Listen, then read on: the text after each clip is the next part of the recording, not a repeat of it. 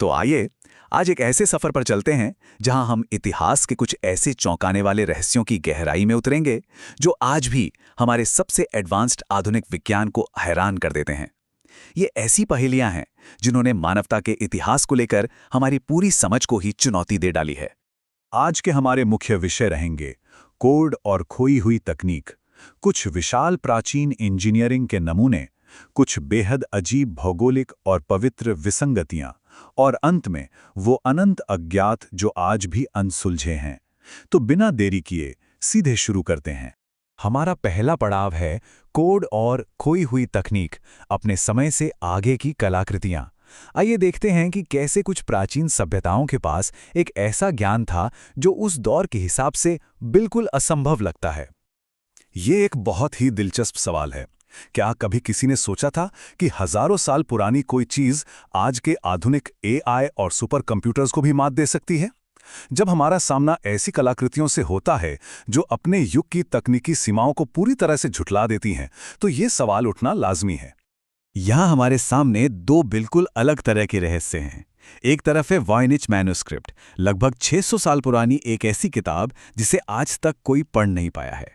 बड़े बड़े एआई और मॉडर्न क्रिप्टोग्राफी भी इसके सामने हार मान चुके हैं।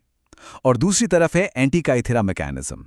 ये एक 2000 साल पुराना डिवाइस है जो एक जहाज के मलबे में मिला था। हैरानी की बात यह है कि ये डिजिटल युग से बहुत पहले अंतरिक्ष और समय की गणना करने वाले एक एनालॉग कंप्यूटर की तरह काम करता था। अगर हम इस 15वीं सदी की वॉयनिच किताब को देखें तो उम्मीद तो यही थी कि ये कोई आम मध्ययुगीन मेडिकल रिकॉर्ड होगा, लेकिन असर में इसमें क्या मिला? बिल्कुल अज्ञात अक्षर, ऐसे पौधों के चित्र जो शायद इस धरती पर हैं ही नहीं, और बेहद अजीबोगरीब खगोलीय चार्ट। शुरुआत में ये कोई मजाक या नकली रचना लग सकती है, लेकिन इसकी जटिलता चीख चीख कर किसी ऐसे गूढ़ ज्ञान की ओर इशारा करती है जिसे हम आज तक डिकोड नहीं कर पाए हैं। अब जरा इस नंबर पर गौर कीजिए, 37। ये कोई मामूली संख्या नहीं है। दरअसल ये उसी एंटीकाइथेरा मैकेनिज्म के अंदर मिले सटीक धातु के गियर्स की संख्या है। 2000 साल पुराना ईसा पूर्व युग का एक ऐसा उपकरण जिसमें 37 गियर्स एक साथ काम कर रहे थे। है ना, बिल्कुल अविश्वसनीय। और ये कोई खिलौना नहीं था। इस मैकेनिज्म की क्षमताएं देखिए। ये सूर्य, चंद्रमा और ग्रहों की बिल्कुल सटीक गति की गणना कर सकता था। यहां तक कि आने वाले सूर्य और चंद्र ग्रहण की भविष्यवाणी करना और प्राचीन ओलंपिक खेलों की तारीखों को ट्रैक करना, ये सब इसके लिए बहुत आसान था। इतने कमाल के और सटीक उपकरण उस जमाने में कैसे बने? इसी वजह से कई लोग आज भी प्राचीन दिग्गजों से लेकर एलियंस तक के सिद्धांत पेश करते हैं। चलिए अब कागज और छोटे गियर्स की पहेलियों से आगे बढ़कर अपने दूसरे विषय की तरफ बढ़ते हैं, विशाल प्राचीन इंजीनियरिंग, मशीनों के बिना ऐसा पैमाना। सवाल ये है कि बिना किसी क्रेन या भारी आधुनिक मशीनों के इतने विशाल पत्थरों और रेगिस्तान के इन भीमकाय डिजाइनों को आखिर आकार कैसे दिया गया? ये एक ऐसा रहस्य है जो आदिम उपकरणों और प्राचीन मानव कौशल को लेकर हमारी पूरी समझ को कटघरे में खड़ा कर देता है। उदाहरण के लिए पेरू के सूखे रेगिस्तान में बनी नास्का लाइंस को ही ले लेते हैं। 200 ईसा पूर्व से 600 ईस्वी के बीच बनाई गई इन 300 विशाल आकृतियों को लेकर कई थ्योरीज हैं। कुछ का मानना है कि ये तारों से मेल खाता कोई खगोलीय कैलेंडर था। कुछ कहते हैं ये अनुष्ठानों और पानी की प्रार्थना के लिए बने रास्ते थे, या फिर छिपे हुए पानी के स्रोतों को बताने वाला कोई नक्शा। और हाँ, एक फ्रिंज थ्योरी ये भी है कि ये शायद एलियंस के उतरने के निशान थे। सच जो भी हो, ये आकृतियां इतनी बड़ी हैं कि इन्हें सिर्फ आसमान से ही पूरा देखा जा सकता है। अब इस वजन के बारे में सोचिए, 80 टन। ईस्टर द्वीप पर मौजूद मशहूर मोई मूर्तियों का यही वजन है। जरा कल्पना कीजिए, इन्हें केवल पत्थर के औजारों से तराशा गया और फिर मीलों दूर तक ले जाया गया, वो भी बिना किसी पहिए या लोहे के औजारों के। दिलचस्प बात यह है कि ये रहस्य यहीं खत्म नहीं होता। शोधकर्ताओं ने हाल ही में पाया है कि ईस्टर द्वीप की ये मोई मूर्तियां सिर्फ सिर नहीं हैं, उनके विशाल पूरे के पूरे धड़ भी जमीन के बहुत नीचे दबे हुए हैं। वहां की स्थानीय कहानियों में तो ये तक कहा गया है कि ये विशालकाय रक्षक खुद चलकर अपनी जगह पर आए थे। आज के वैज्ञानिक भी इसे प्रैक्टिकली दोहराने में पसीने छोड़ देते हैं। और जब बात प्राचीन इंजीनियरिंग की हो तो मिस्र के गीजा पिरामिडों को कैसे भूल सकते हैं? 4500 साल पहले खुफू के महान पिरामिड का एकदम सटीक निर्माण हुआ था। फिर छलांग लगाते हैं साल 2017 में, जब स्कैन पिरामिड्स नाम के मिशन ने उन्नत म्यूऑन रेडियोग्राफी का इस्तेमाल किया और आज के दिन तक की स्थिति ये है कि इसके अंदर एक बहुत बड़ा, लगभग हवाई जहाज के आकार का छिपा हुआ कक्ष मिला है, जो आज भी पूरी तरह से सील है और जिसके रहस्य से पर्दा उठना बाकी है। अब हम पहुंच गए हैं अपने तीसरे अहम हिस्से पर, भौगोलिक और पवित्र विसंगतियां, जहां विज्ञान अलौकिक से मिलता है। यहां चीजें थोड़ी और पेचीदा हो जाती हैं।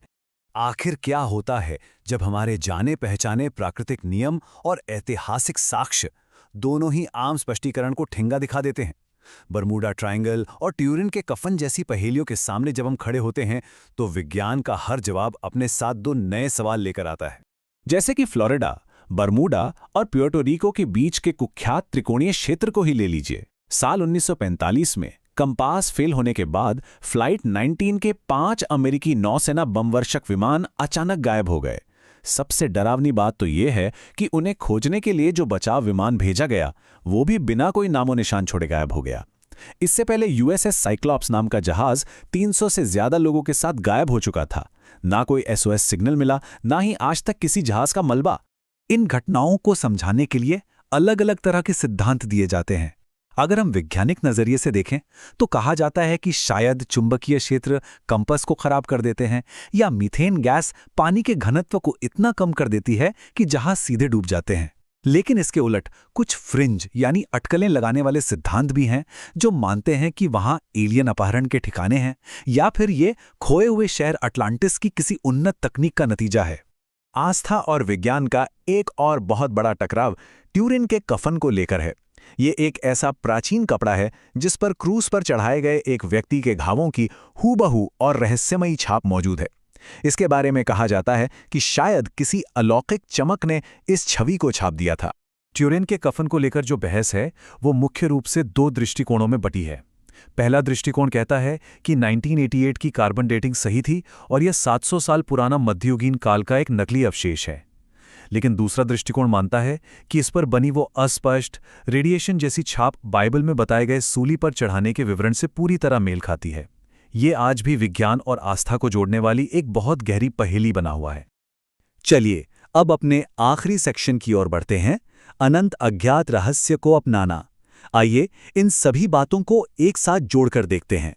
ये जितने भी बड़े वैश्विक रहस्य हैं, ये असल में उस युग के बिल्कुल साधारण उपकरणों और उनके द्वारा छोड़ी गई अविश्वसनीय रूप से जटिल कलाकृतियों के बीच के विशाल अंतर से पैदा होते हैं। हैरानी की बात तो यह है कि आज आर्टिफिशियल इंटेलिजेंस और कॉस्मिक रे स्कैनिंग के युग में रहने के बावजूद हजारों साल पुरानी उन सभ्यताओं की सरलता और कौशल आज भी हमारे आधुनिक विज्ञान को कई बार मात दे देते हैं। तो अंत में एक बड़ा और गहरा सवाल हमारे सामने खड़ा होता है। अगर एक 2000 साल पुराना एनालॉग कंप्यूटर और कुछ पूरी तरह से अपठनीय कोड आज भी हमारे आधुनिक विज्ञान की पकड़ से बाहर हैं, तो सोचिए मानवता का इतिहास और क्या-क्या छिपा रहा है।